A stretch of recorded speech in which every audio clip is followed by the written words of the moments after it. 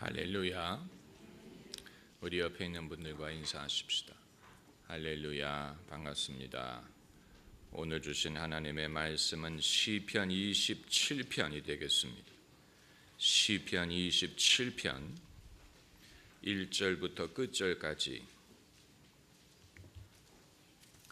시편 27편 1절부터 끝절 14절까지 우리 함께 읽겠습니다. 여호와는 나의 빛이요 나의 구원이시니 내가 누구를 두려워하리요. 여호와는 내 생명의 능력이시니 내가 누구를 무서워하리요. 나의 대적 나의 원수된 행악자가 내 살을 먹으려고 내게로 왔다가 실족하여 넘어졌도다. 군대가 나를 대적하여 진칠지라도 내 마음이 두렵지 아니하며 전쟁이 일어나 나를 치려할지라도 내가 오히려 안연하리로다.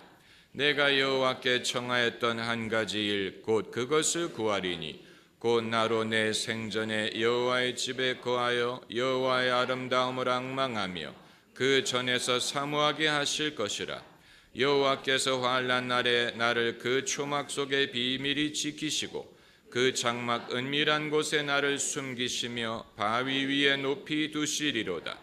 이제 내 머리가 나를 두른 내 원수 위에 들리리니 내가 그 장막에서 즐거운 제사를 드리겠고 노래하여 여호와를 찬송하리로다. 여호와여, 내가 소리로 부르짖을 때 들으시고 또한 나를 긍휼히 여기사 응답하소서. 너희는 내 얼굴을 찾으라 하실 때 내 마음이 주의 얼굴을 내게서 숨기지 마시고 주의 종을 노하여 버리지 마소서. 주는 나의 도움이 되셨나이다. 나의 구원의 하나님이시여, 나를 버리지 말고 떠나지 마옵소서. 내 부모는 나를 버렸으나 여호와는 나를 영접하시리이다. 여호와여, 주의 길로 나를 가르치시고 내 원수를 인하여 평탄한 길로 인도하소서. 내 생명을 내 대적의 뜻에 맡기지 마소서. 위증자와 악을 토하는 자가 일어나 나를 치려함이니이다. 내가 산자의 땅에 있으며 여호와의 은혜 볼 것을 믿었도다. 너는 여호와를 바랄지어다. 강하고 담대하며 여호와를 바랄지어다. 아멘. 신학교에서 배우는 과목 중에 조직신학이라는 것이 있습니다. 조직신학은 문자 그대로 신학을 조직적으로 배우는 것입니다. 신학의 주제를 신론, 기독론, 구원론, 성령론, 교회론, 종말론 이런 식으로 분류해서 공부하는 것이 조직신학입니다.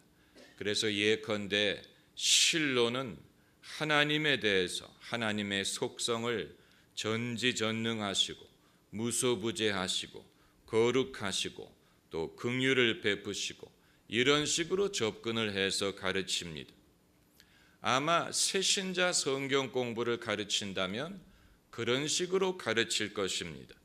기본적인 주제에서부터 차곡차곡 쌓아나가는 것이 정식으로 가르치는 정석이라고 생각할 수밖에 없기 때문에, 그러나 그런 식으로 가르치다 보니까 가르치는 사람도 지루하고 배우는 사람도 지루하고 나를 무시하나 새신자의 입장에서 그렇게 생각할 수 있습니다. 왜냐하면 내가 얼마나 신앙에 대해서 모른다고 생각을 하길래 하나님은 어떤 분이신가 이런 기본적인 것에서부터 가르치면 언제 본론에 들어갈 수 있다는 얘기입니까?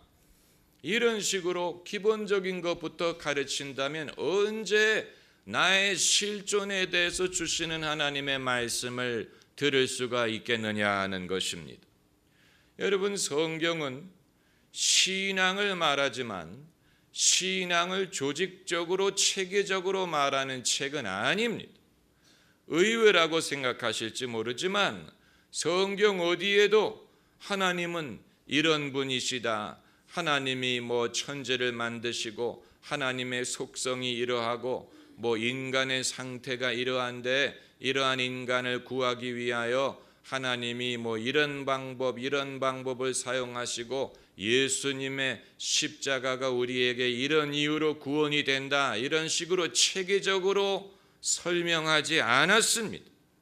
태초에 하나님이 천지를 창조하시니라. 이것이 창세기 1장 1장의 말씀이, 1절의 말씀이 하나님의 존재를 전제하고 시작합니다. 하나님이 어떤 분이다라고 설명하지 않고 태초에 하나님이 천지를 창조하시니라, 태초에 하나님의 행위에 대해서부터 말하는 것입니다. 성경을 읽는 사람이 초보자든 박사든 예외가 없어요. 만일 이 부분에서 지체하는 사람이 있다면, 여기에서 이해하지 못하는 사람이 있다면 그 사람은 진도를 나가지 못할 것입니다. 성경은 논술보다는 수필에 가깝습니다. 특별히 성경 문학이 그러합니다. 논술은 서론, 본론, 결론을 거쳐서 논리적으로 한 주제를 설명하려는 글입니다마는 수필은 떠오르는 생각을 지금 나의 상황에 맞춰서 말하는 것입니다. 그게 수필이 왜 성경이 논술보다는 수필에 더 가까우냐? 성경의 저자들이 논리적으로 말할 수 있는 실력을 갖지 못해서 그런 것이 아니에요. 그들의 생각이 현대인들의 생각처럼 체계적으로 돌아가지 않았기 때문이 아닙니다. 우리가 사랑을 말할 때 체계적으로 말할 수 없는 것과 마찬가지, 어떻게 사랑을 논리적으로 체계적으로 말할 수 있으며 말 한들 그것이 사랑을 전달하겠습니까? 누가 사랑을 말할 때 사랑은 영어로는 love라고 하고 프랑스 말로는 아모르라고 하고 이탈리아 말로는 아모레라고 하고, 사람이 사랑할 때 이런 신체적인 변화가 일어나고 이런 심리적인 변화가 일어나고 인류 역사상 사랑의 역사가 이러하다, 이런 식으로 누가 사랑을 말한다면 그 사람은 사랑을 느껴본 적이 없는 사람이 피상적으로 사랑을 말하려고 하는 것입니다. 정말로 사랑을 말할 일이 있는 사람은 자신의 경험을 말할 것입니다.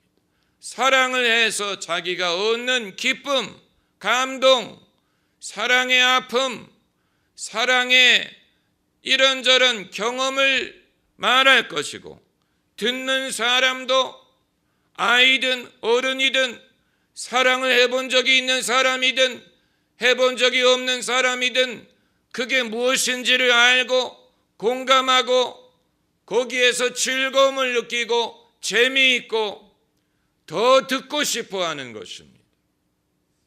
신앙도 마찬가지. 그렇기 때문에 서론적인 설명이 필요 없습니다. 사람들은 본능적으로 이해할 수 있습니다. 숙련된 사람과 초급자의 구별이 없습니다.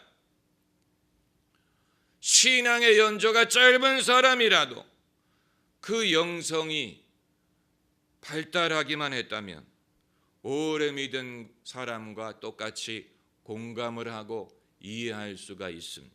사랑과 마찬가지, 사랑도 마찬가지. 어린아이들이 아직 누구를 사랑해 본 경험이 없더라도 감정이 조숙하기만 하면 얼마든지 어른처럼 사랑을 이해하고 또 공감하고 심지어 그것을 표현할 수도 있습니다.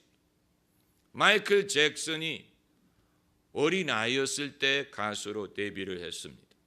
그 당시에 잭슨 5라고 해서 형님들과 같이 그룹을 만들어서 형님들이 기타를 치고 드럼을 치고 그랬는데 여전히 리드싱어는 어린 마이클 잭슨이었어요. 그래서 마이클 잭슨이 잭슨 5와 같이 불렀던 곡 중에 벤이란 노래가 있었지요. 벤. 그건 새앙쥐에 대한, 벤이라는 이름의 새앙쥐에 대한 노래였는데, 그리고 어린 마이클 잭슨이 사랑의 노래를 불렀는데, 아마 아직 사랑을 해본 적도 없는 어린아이지만 감정이 조숙하고 그것을 표현할 만한 능력이 있었기 때문에 히트곡이 됐고 여전히 사람들이 즐겨 듣는 것과 마찬가지. 무슨 사랑의 ABC를 설명해야 되는 게 아니에요. 사람들은 본능적으로 저 사람이 무슨 얘기를 하고 있는지를 알고 그것을 듣고 싶어 하고, 그것을 통하여 모든 사람들이 universal language, 모든 사람이 이해할 수 있는 언어가 되는 것입니다. 신앙의 언어도 마찬가지. 우리가 신앙을 말하기 위하여 어떤 출발점이 필요한 것이 아닙니다. 많은 목사님들이 설교를 시작할 때 저는 오늘 여러분과 성경 아무개 장 아무개 절을 근거로 무엇이라는 제목으로 말씀을 나누겠습니다. 그런 식으로 시작하지 않아도 됩니다. 또 어느 목사님들 하는 것처럼 설교를 시작할 때 의례적으로 무슨 책을 인용을 한다든가 예화를 인용을 한다든가 그런 식으로 해야만 설교가 성립되는 것이 아니에요. 어떤 공식이 있는 것이 아니에요. 자기가 하고 싶은 말을 하면 됩니다. 자기가 마음에서 우러나오는 말을 하면 됩니다. 내 마음에 믿음이 있다면 나에게서 믿음의 언어가 우러나올 것이고, 나에게 성경에서 깨달은 것이 있다면 그 깨달음이 우러나올 것이기 때문에 내가 하고 싶은 말, 내게 우러나오는 말을 하면 됩니다. 신앙이 없다면 아무리 신앙적인 언어를 쓴다고 하더라도 신앙이 반영되지 못할 것입니다. 신앙을 우리가 신앙만을 추출해서 말할 수 있는 것이 아니에요. 마치 우유를 마실 때 마시는 것은 우유이지만 우유만을 추출해가지고 우리의 입에다 집어넣을 수 있는 게 아니고 유리잔에 우유를 부어서 그 유리잔을 입에 갖다 대고 그리고 우유를 마시는 것이죠. 유리잔을 마시는 것은 아니지만 유리잔이 있어야 우유를 담을 수도 있고 내게 가져올 수도 있고 입에다 대고 마실 수가 있는 것처럼 신앙이라는 주제만을 추출해서 말할 수 없습니다. 그것을 담을 그릇이 필요한데 신앙을 담는 그릇은 우리의 인생 경험이라는 그릇이, 내 인생에 신앙이 어떻게 왔고 내가 그것을 어떻게 이해했고 내가 어떻게 신앙을 통하여 혜택을 입었다, 깨달음을 얻었다, 은혜를 경험했다. 사람마다 그 인생의 경험이라는 그릇이 다르기 때문에 똑같은 신앙이지만 남자에게 전달되는 방식이 다르고 여자에게 느껴지는 방식이 다르고 어린아이가 그것을 받아들이는 방식이 다르고 사람마다 똑같은 신앙이더라도 그들의 인생의 경험과 성숙도와 현재 처한 상황이 다르기 때문에 그 신앙을 담는 그릇은 사람마다 다를 수밖에 없는 것입니다. 교회를 다니는 어떤 소설가가 자신이 기독교 소설을 쓰고 싶은데 어떻게 써야 기독교 소설이 되는지 모르겠다고 저에게 말을 한 적이 있습니다.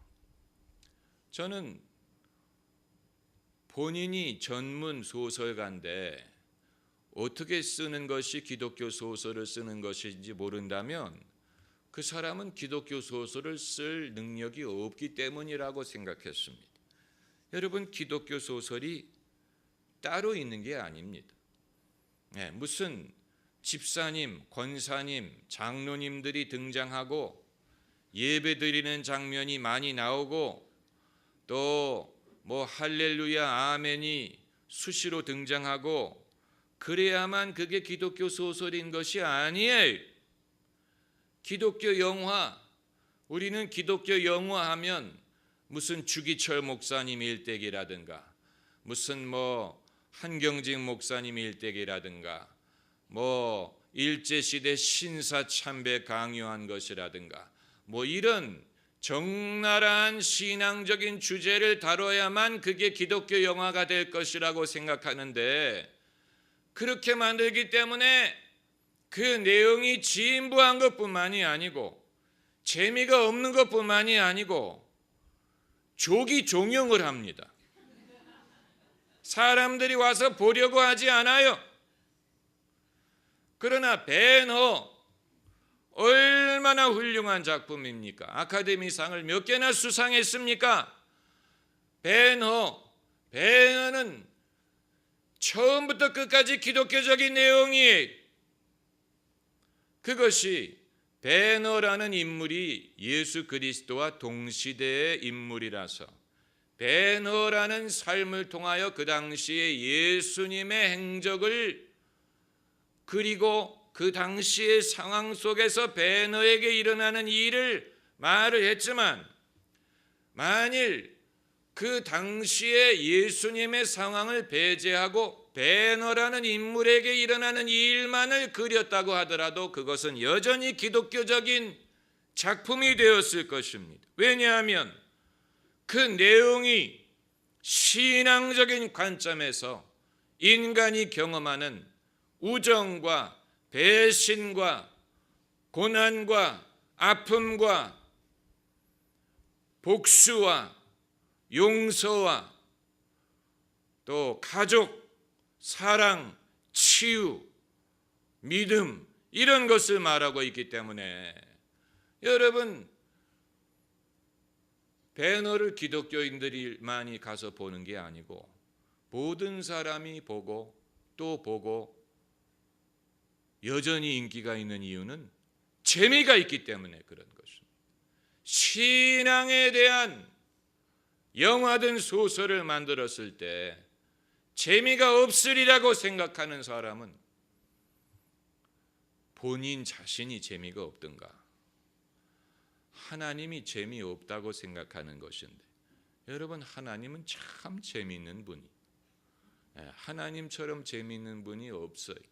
하나님은 창의력이 많고 하나님은 예측이 불가능하고 하나님은 유머 감각이 많고 하나님은 지혜가 깊고 하나님은 우리보다도 먼저 생각하는 분이고, 하나님의 생각을 우리가 따라가지 못해서 그렇지, 여러분, 모든 선한 선물이 하나님께로부터 온 것이라고 했는데 거기에는 유머도 포함되어 있고 지혜도 포함되어 있고 불황을 이길 수 있는 능력도 포함되어 있고 돈을 벌 수 있는 능력도 포함되어 있고 인류가 멸망하지 않고 살 수 있는 방법도 포함되어 있고 모든 선하고 온전한 선물이 위로부터 내려온다고 했습니다. 할렐루야. 시편을 그런 차원에서 읽어야 이해를 할 수 있습니다. 우리가 잘 아는 시편 1편이라든가 23편이라든가 이런 시편은 이제 우리에게 익숙하다 보니까 거기에 어떤 논조가 있고 또 이 격언처럼 이 가르침 위주로 되어 있지 않습니까? 그러나 그 이후의 시편을 보면 저자가 왜 이 말을 하는지, 이걸 통해서 무슨 말을 하려고 하는지 잘 모를 때가 많아요. 오늘 본문을 보면 1절에 여호와는 나의 빛이요 나의 구원이시니 내가 누구를 두려워하리요? 여호와는 내 생명의 능력이시니 내가 누구를 무서워하리요? 시편 저자가 여호와 하나님을 막연한 차원에서 설명하려고 하는 것이 아니고 또 남에게 하나님이 어떤 분인가를 가르치려고 하는 것도 아니에요. 여러분, 우리는 하나님을 가르칠 수 없습니다. 하나님에 대해서 사람을 가르칠 수 없다는 얘기입니다. 그렇게 한다고 배워지지도 않아요. 하나님은 이론적으로 그렇게 가르쳐가지고 배워질 수 있는 분이 아니에요. 그 대신 이 저자는 확실한 분명한 실존적인 상황 속에서 하나님을 의지하는 믿음이 자신에게 어떤 의미가 되고 어떤 도움이 되는지를 고백하고 있는 것뿐입니다. 그래서 말하기를 여호와는 나의 빛이요 나의 구원이니 내가 누구를 두려워하리요. 대다수의 사람들은 늘 두려움 속에 삽니다. 두려워합니다. 사람을 두려워하고 또 알지 못하는 것을 두려워하고 두려움. 그러나 시편 저자가 제일 먼저 고백하는 것이 하나님이 나의 빛이요 나의 구원이기 때문에 내가 아무것도 두려워하지 않는다. 그 말은 그 고백을 하기 전까지는 두려웠다는 얘기. 평소에 두려운 것이 없고 늘 개념 없이 사는 사람은 이런 말을 하지 않아요. 평소에 여러 가지 고민이 많고 두려움이 있기 때문에 이런 믿음의 고백을 할 필요가 있는 것입니다. 여호와는 내 생명의 능력이시니 내가 누구를 무서워하리요. 나의 대적 나의 원수된 행악자가 내 살을 먹으려고 내게로 왔다가 무엇을 먹으려고 왔다가 내 살을 먹으려고. 마귀는 뱀은 흙을 먹는다고 했지요. 흙에서 사람이 지어졌기 때문에 원수는 우리의 살을 먹으려고 우리의 감정을 먹으려고 한다고 하지 않고 내 살을 아주 이 적나라하게 표시해서 내 살을 먹으려고 내게로 왔다가 실족하여 넘어졌도다.